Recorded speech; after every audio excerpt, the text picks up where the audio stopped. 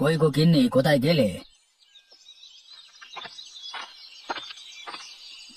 তোমার সংসার ছেড়ে কোথাও যাওয়ার উপায় কি আছে আমার? সকালবেলা কোথায় বের হয়েছিলে? শীতের সময় সকালবেলায় বাইরে হাঁটতে বের না হলে মনটা কেমন আনজান করে। শীতের সকালে বাইরের পরিবেশ, আহা, সেই ছোট্টবেলাকার কথা মনে পড়ে যায় গো। হয়েছে হয়েছে, সেই ছোটবেলার কথা ভেবে আর কাজ নেই। এখন যে বয়স বেড়েছে, বুড়ো হয়ে গেছো।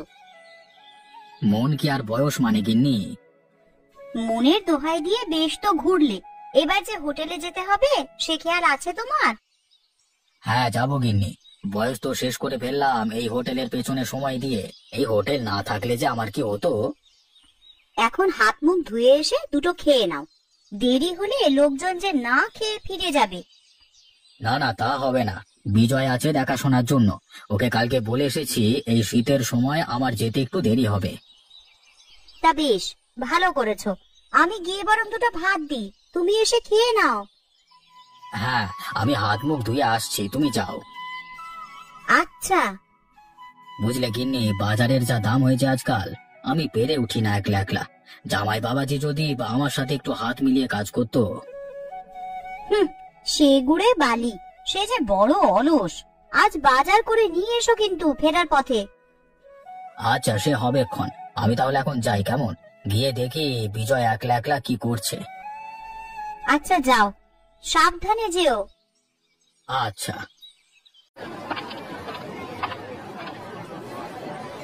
আরে বিজয়, কোথায় গেলি?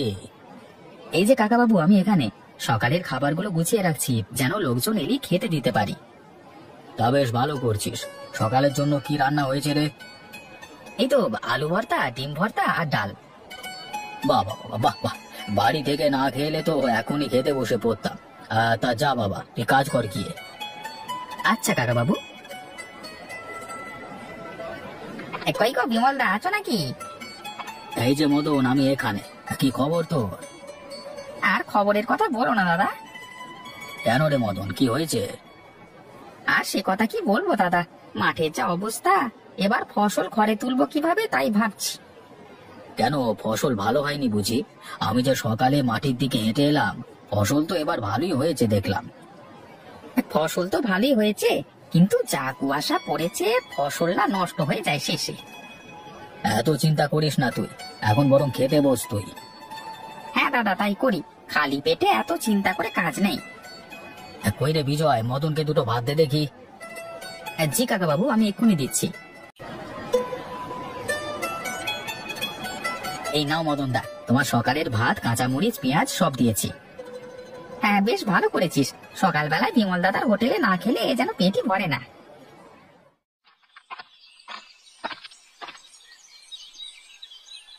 গিন্নি, ও গিন্নি, কোথায় গেলে? এই যে আমি এখানে, তুমি কখন এলে? এই তো এখনই এলাম। এই নাও, এখানে সব বাজার করে এনেছি। কি বাজার আনলে গো? এখনো শীতের সবজি ভালোভাবে আসেনি বাজারে, যা পেলাম নিয়ে এলাম। যা দাম, কি যে করবো ভেবে পাচ্ছি না। এদিকে হোটেলেও তো বাজার করতে হবে, একা হাতে এত কিছু সামলাবে কি করে তুমি? সে একটা উপায় হবে। এত ভেবে আর কি হবে বলো দেখি। খিদে দিয়েছেন যিনি, উপায়ও দেবেন তিনি। বিধাতা না চাইলে যে কিচ্ছু সম্ভব হতো না গো। দুটো খেয়ে পড়ে যে বেঁচে আছি এই ঢের। তুমি রাতের রান্না বসাও গিয়ে। রাতের রান্না আমি আগেই করে রেখেছি, ঘরে দুটো বেগুন ছিল তাই রান্না করেছি। বড্ড ছটফট করছে বুঝলে গিন্নি, না জানি কেমন আছে মেয়েটা। অভাবের সংসারে আর কেমন থাকবে শুনি? কি কপাল আমার, নিজেরা তো দুঃখ করলাম জীবন, এখন মেয়েটাও অভাবের সংসারে গিয়ে পড়লো। রতনটা যদি একটু কাজের হতো তাহলে কি আর এমন হতো? কবে যে ওদের ভাগ্য খুলবে। তুমি বরং ওদের দেখে এসো একদিন গিয়ে, আর শীতে নিমন্ত্রণ করে এসো সবাইকে। দেখি, হাতে কিছু টাকা পয়সা আসুক, আমরা নিজেরাও তো দিন আনি দিন খাই। আচ্ছা, আর চিন্তা করতে হবে না।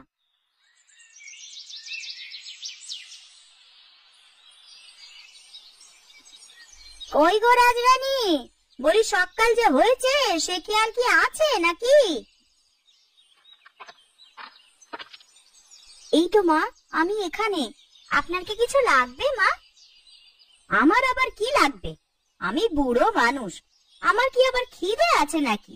সব তো তোমাদের লাগবে। আপনি শান্ত হয়ে বসুন মা, কি লাগবে আমাকে বলুন।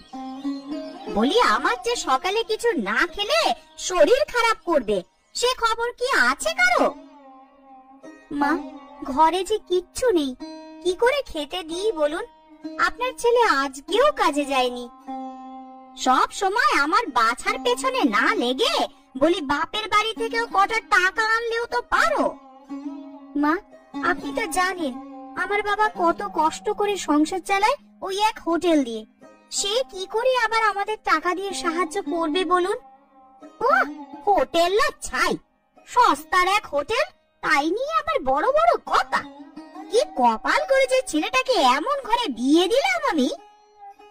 এমন করে বলবেন না মা, বাবা তো কম করেন না আমাদের জন্য, সাধ্যের মধ্যে তো করার চেষ্টা করেন।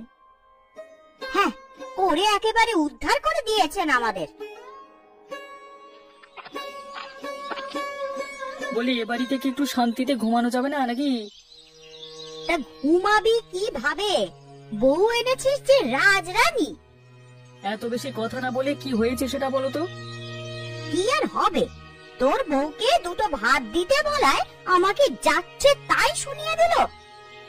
আমি কখন যাচ্ছে দেই বললাম মা? আপনি তো বললেন সব। হয়েছে, এখন যে যার কাজে যাও, আমি গিয়ে দেখি কিছু ব্যবস্থা করতে পারি কিনা। আরে ওটা রতন না? এই রতন বাবাজি, আরে ও রতন বাবাজি। আজকে কাকাবাবু বলুন। কেমন আছিস বাবা? আমাদের জয়ামা কেমন আছে? একই গ্রামে থাকি, অথচ একটি বারও এদিকে আসিস না। হ্যাঁ, আমরা সবাই ভালো আছি। আপনারা কেমন আছেন কাকাবাবু? আসলে সেভাবে সময় পাই না তো। আমরা বেশ ভালো আছি। তা তোর শ্বশুর মশাই তো বুড়ো হয়ে গেছেন, এবার তার হোটেলের ব্যবসাটা তো তুই করলে পারিস, তাহলে তার ভাতের অভাব হয় না। ওই সস্তা ভাতের হোটেলে আমি কখনো যাব না কাকাবাবু। এখন কি কাজ করিস তুই ছোড়া? এখন আমি তেমন কিছু করি না ঠিকই, তবে আমরা মহাজনের কাছে যাচ্ছি, খেতে যদি কোনো কাজ পাই তো।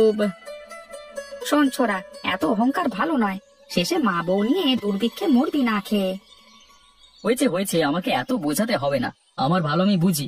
ওই হোটেল ছাড়া আর কোনো কথা নেই কারোর মুখে। তোর ভালোর জন্যই বলছি বাবা, এখনো সময় আছে। ভালো হলে তো কবেই যেতাম, ওই সস্তার হোটেলের টাকা দিয়ে আমার কিচ্ছু হবে না। যে নিজের ভালো বোঝে না তাকে বোঝানো কার সাধ্যি? হয়েছে, আমার ভালো আমাকেই বুঝতে দিন কাকাবাবু। আমি এখন যাই, আমার কাজ খুঁজতে হবে। আচ্ছা যা বাবা, তবে মনে রাখিস বিপদের দিনে ওই সস্তার হোটেলে কিন্তু কাজে আসবে। হ্যাঁ, সে দেখা যাবে।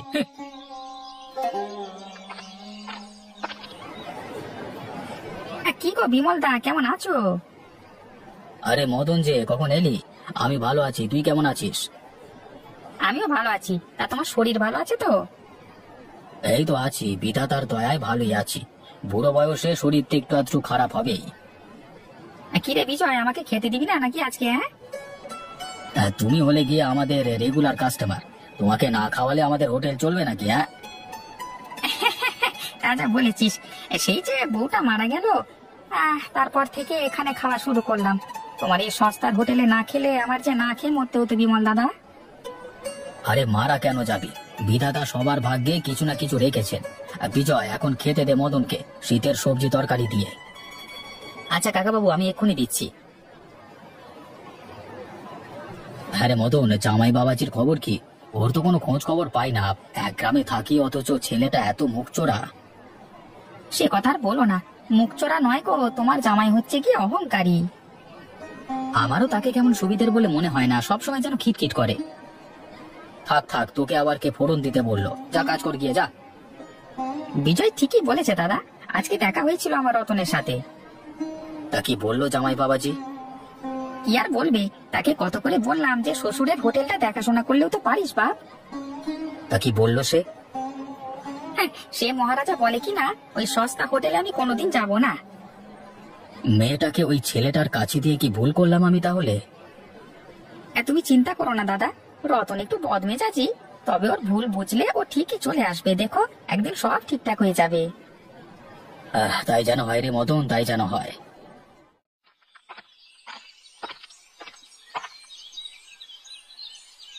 কি ব্যাপার, এমন সঙ্গের মতো দাঁড়িয়ে আছো কেন? কি করব বলো, ঘরে কিচ্ছুটি নেই যে রান্না করব। এদিকে মা বয়স্ক মানুষ, তাকে কি করে না খাইয়ে রাখি বলো। আরে বাবার বাড়ি থেকে কিছু আনতে বললে তো তখন আর এভাবে কথা ফোটে না মুখ দিয়ে। আমার বাবার দুঃখের সংসার, দিন আনতে দিন যায়, তার উপর আমি কেন গিয়ে ঝামেলা করব শুনি? সেটা তো পারবে না, আমিও জানি, পারবে শুধু আমার মাথা চিবিয়ে খেতে। কাজ কাম কিছু পেলে? না পাইনি, মহাজনের কাছে কিছু টাকা ধার নিয়ে চাল কিনে আনলাম। এইভাবে আর কতদিন বলো তো? কতবার বললাম বাবার হোটেলে গিয়ে বসো, সে কথা তো শুনবে না। ওই সস্তা হোটেলে এই রতন কোনোদিন বসবে না, ঠিক আছে, এই বলে দিলাম। কি হয়েছে এত চেঁচামেচি কিসের শুনি? রতন, কখন এলি বাবা? হ্যাঁ তেরিকা, এই তো সবে মাত্র এলাম, আর ঝামেলা শুরু। এ বাড়িতে আর শান্তি পেলাম না গো। হ্যাঁ গো বৌমা, তুমি কি আমার ছেলেটাকে একটু শান্তিতেও থাকতে দেবে না নাকি?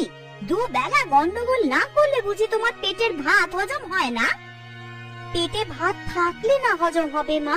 ওকে কতবার বললাম বাবার হোটেলে গিয়ে বসতে, কিন্তু কে শোনে কার কথা? ও যখন বসতে চাইছে না, তখন শুধু শুধু কেন জোর করছো শুনি? শেষমেশ আমার বাবার ওই সস্তা হোটেলের ভাতই খেতে হবে, আমিও এই বলে দিলাম। এখন কথা না বাড়িয়ে এই নাও চাল আর ডাল, রান্না করো গিয়ে। হ্যাঁ যাচ্ছি, চাল ডাল ছাড়া তো আর বাজার করতে পারোনি কখনো।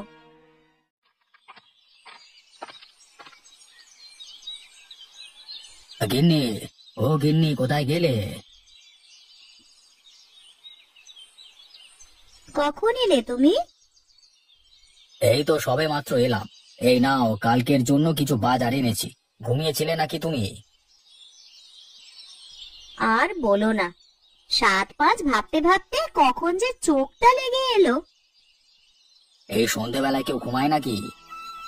ঘুমোলা আমার কই। আচ্ছা তুমি হাত মুখ ধুয়ে এসো, দুটো মুড়ি দেবো, খাবে? না না, এখন আর মুড়ি খেয়ে কাজ নেই, তুমি বরং একটু ভাত দিয়ে দাও, আমি হাত মুখ ধুয়ে আসি, কেমন?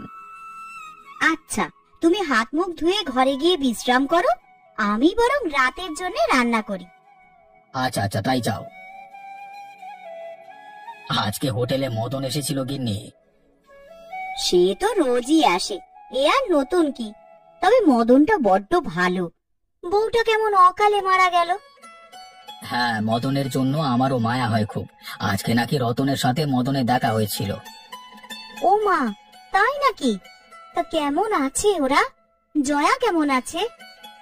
কেমন আবার থাকবে, আমি নিজেই গরিব মানুষ, মেয়েটাকে আবার আর এক গরিব মানুষের সাথে বিয়ে দিলাম, কিন্তু জামাইটা একেবারে আমরা কাটে ঠিকই গো।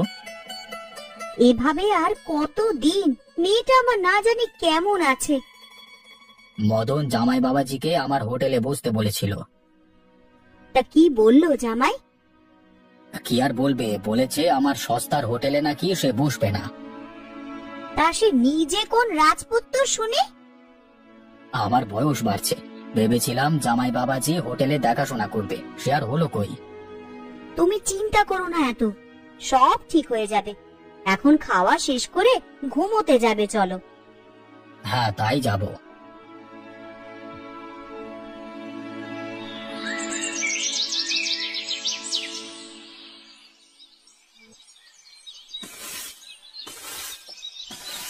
কই গো, রাজরানীর ঘুম ভাঙলো তাহলে? রাজরানীর ঘুম না ভাঙলে আপনাদের এত সেবা কে করবে শুনি? বড্ড বেশি কথা বলো তুমি বৌমা। কি করব মা, আপনি তো আমাকে এসব শেখাচ্ছেন। এখন বেশি কথা না বলে ওই রতনকে ডেকে দাও তো, দুটো পান আনতে দেবো ছেলেটাকে। কাল রাত থেকে যে আপনার ছেলের অনেক জ্বর মা। সে কি কথা, আমাকে জানাওনি কেন তুমি? রাতে আপনি ঘুমিয়েছিলেন, তাই আর বিরক্ত করিনি মা। এখন আমাদের কি হবে? দুবেলা দুমুঠো খেতে পাইনি ঠিক মতো। এখন ছেলেটা যদি এমন জ্বরে পড়ে থাকে, আমাদের যে না খেয়ে মরতে হবে। কি আর বলবো মা, কতবারই তো বললাম আপনার ছেলেকে যে বাবার হোটেলটা সামলাও। ও যে বড্ড একরোখা আর অহংকারী, ও কি শুনবে কারো কথা? না শুনলে কি আর করার, সস্তার হোটেলে যখন তার পোষাবে না তখন আমরা আর কি করতে পারি। চলো গিয়ে দেখে আসি জ্বর নামলো কিনা ছেলেটার। হ্যাঁ তাই চলুন।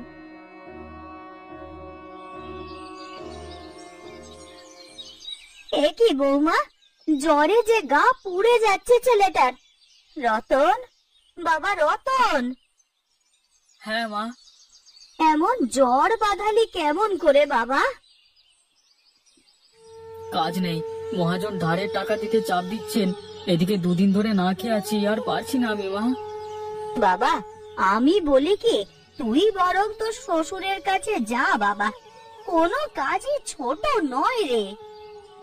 সৎ পথে রোজগার করলে সব কাজই সম্মানের। চলো আমরা সবাই বাবার কাছে যাই। কিন্তু আর কোনো কিন্তু নয়, এখন চলো সবাই, চলুন মা। হ্যাঁ তাই চলো বৌমা।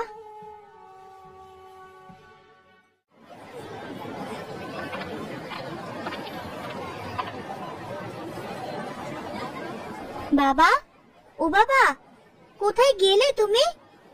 কে কে ডাকে? আমি গো বাবা, জয়া। আরে এই যে আমার জয়া মা, কেমন আছিস মা? কেমন আছেন দাদা? আমরা সবাই ভালো আছি দিদি, আপনারা কেমন আছেন? ভালো আর কি করে থাকি দাদা, ছেলেটার জ্বর, ঠিক মতন কাজে যেতে পারে না, আমাদের অনাহারে দিন কাটছে। তা বাবা রতন, শরীর খারাপ হলো কিভাবে? তুমি আগে আসবে না আমার কাছে? ও কিছু নয় বাবা। আমরা সবাই এলাম তোমার হোটেলের খাবার খেতে, আর তোমার জামাই এখন থেকে হোটেল দেখাশোনা করবে। তাই নাকি? তাহলে তো বেশ ভালোই হবে। আমি বুড়ো মানুষ, আর কতদিন? এখন থেকে রতন দেখুক হোটেলটা, আমার আর কোনো চিন্তা থাকবে না তাহলে। মা জয়া, কত কটু কথা বলেছি তোমাকে, আমাকে তুমি ক্ষমা করে দিও মা। না না, কি বলছেন এসব মা? আপনি যে মা, গুরুজন, আমি কিচ্ছু মনে করিনি। বাবা আমাকে ক্ষমা করে দিন, আমি না বুঝে অনেক কথা বলেছি, আত্ম অহংকারে সস্তা বলে হোটেলকে তুচ্ছ ভেবেছি। তুমি যে তোমার ভুল বুঝেছো এটাই ঢের বাবা। এই সস্তা হোটেল অনেক গরিব মানুষের খাবার ভরসা বাবা। সৎভাবে কাজ করলে কোনো কাজই ছোট নয় বাবা। তাহলে আজকে থেকে হোটেলের নাম হবে রতন দাদার সস্তার ভাতের হোটেল, কি বলো তোমরা?